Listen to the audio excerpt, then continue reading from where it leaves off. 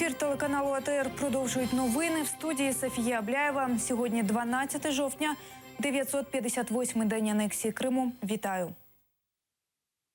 Озброєні ОМОНівці, десятки працівників ФСБ, автозаки. Так, в окупованому Криму розпочався ранок в 7 кримсько-татарських родинах. Силовики у пошуках терористів завітали до масивів компактного проживання кримських татар у Сімферополі. Згодом так званих терористів забрали на допит, а вже після обіду оперативно відкрили аж 5 кримінальних проваджень. Тепер без годувальників можуть залишитися 17 малолітніх дітей. Як це було? Далі в сюжеті. Вот и едут автозаки. Вот и пришли наши так называемые защитники. Раз, раз, раз, два, раз, два, раз, два. У передмісті Сімферополя ранок почався з обшуку кримських татар. Окупанти увірвалися до будинків Айдера Селедінова, Узаїра і Тимура Абдулаєвих. На їхній захист зібралися сусіди. Силовики підтягнули озброєний ОМОН. Где основания, что именно они террористы? Вы не имеете права просто так приезжать без всяких оснований. Собрали. Никто вас не боится, понятно? Никто. А вы нас боитесь, видишь, с автоматами, с дубинками. До будинків, де проходили обшуки, не могли зайти навіть родичі. Матері одного з мусульман, якого обшукували російські силовики, погіршало. Вона знепритомніла, але лікарів до неї не пустили. Вот лежит женщина, а вот врачи, а врачи не пускают. Идите врачей хотя бы, что вы делаете? Женщина, вы врач? Пойдите посмотрите, вон больной.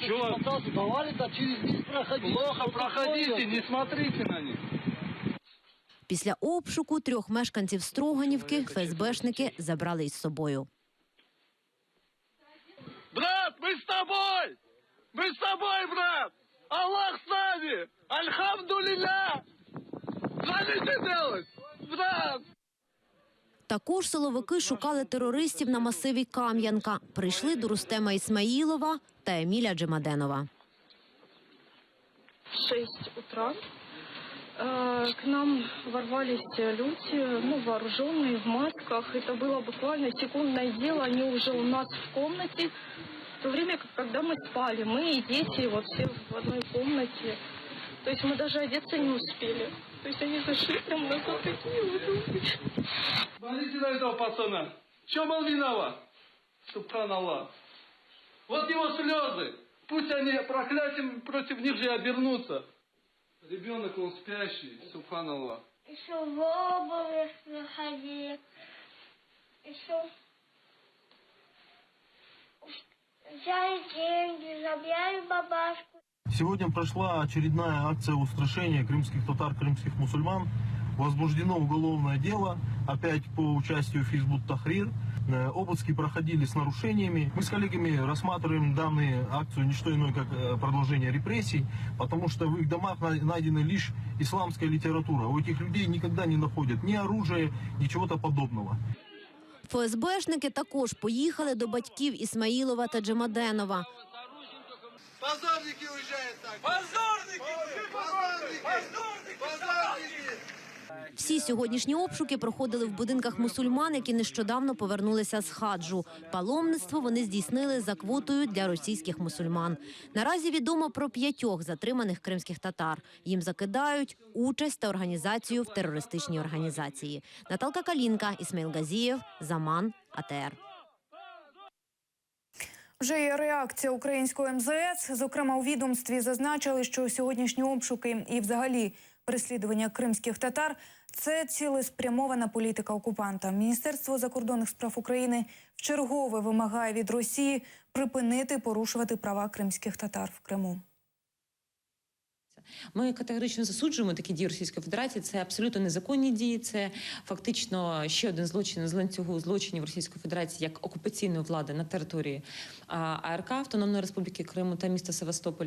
І, звичайно, ми вимагаємо від Російської Федерації негайно припинити порушення прав людини на півострові, як кримських татар, так і етнічних українців, які проживають, тобто всіх громадян України, які проживають в Криму.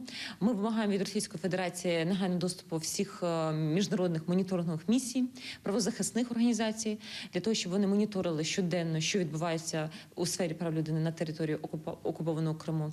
І, звичайно, ми звертаємося до наших міжнародних партнерів з метою посилення тиску на Російську Федерацію для того, щоб, по-перше, вони надали дозвіл міжнародним правозахисним організаціям отримати все ж таки доступ до Криму.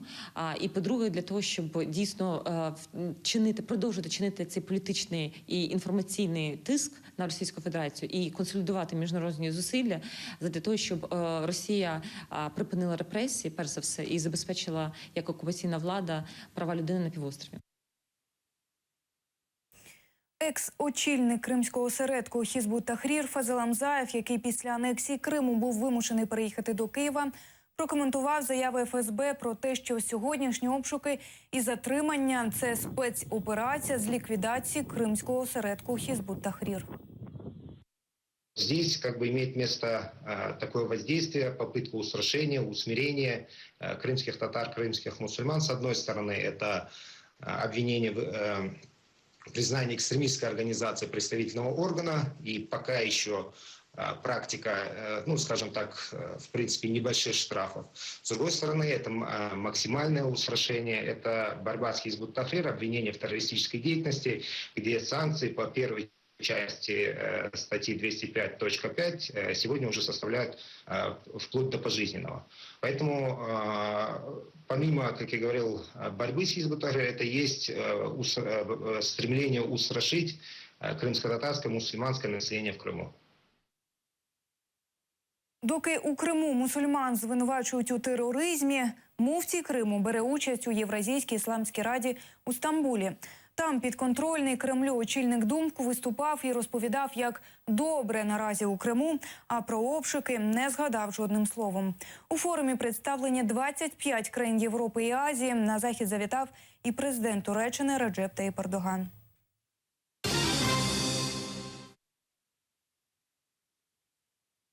Міністр інформполітики України заявив, що переїзд телеканалу АТР неприйнятний і вимагає виділити обіцяні кошти. Зокрема, Юрій Стець заявив, що уряд має виконати свої обіцянки щодо фінансування першого кримсько-татарського телеканалу. Напередодні українські ЗМІ повідомили, що у разі відсутності обіцяної допомоги редакція АТРу планує переїхати до Литви. Бо ті кошти, які ми мали б як Кабінет міністрів виділити телеканалу АТР, не виділені до сих пір. Є ризики, загроза того, що через це телеканал може мати таке розуміння і бачення, що він змушений буде переїхати працювати в одну з Балтійських країн, Литву. Це неприйнятно, моя позиція не змінилася. Якщо ми не будемо мати культури виконання власних рішень, я зараз говорю про членів уряду і про владу в Україні загалом, тоді про культуру виконання законів в цілому просто не може йтися.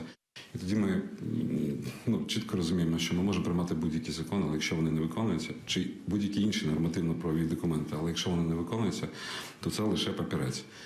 Позиція незмінна. Кошти мають бути виділені телеканалу АТР. Переконаний, що так само таку ж саму позицію, політичну волю має прем'єр-міністр, тому що чув від нього особисто, бачив його очі і вірю про те, що в ній є політична воля. Парламентська асамблея Ради Європи планує ухвалити резолюцію про порушення прав людини на окупованих Росією територіях України, на Донбасі і в Криму. За даними заступника голови української парламентської делегації нардепа Сергія Соболєва, в тексті резолюції даються чіткі визначення щодо порушень прав кримсько-татарського народу і українських організацій на території окупованого Криму.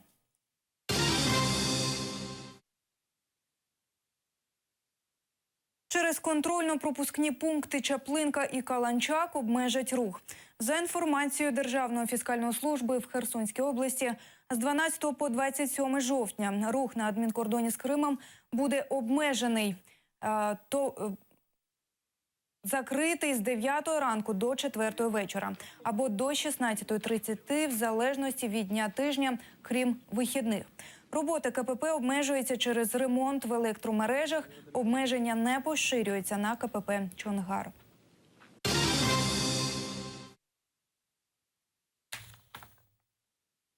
Уночі у Ялті затонув пливучий кран разом із членами екіпажу. Це сталося в районі кримського селища Лівадія. Судно прямувало до Керченського порту. За даними МНС, на борту знаходилося 8 членів екіпажу. 5 врятували. Їх підняли на борт буксиром. Пошуки ще 3 тривають.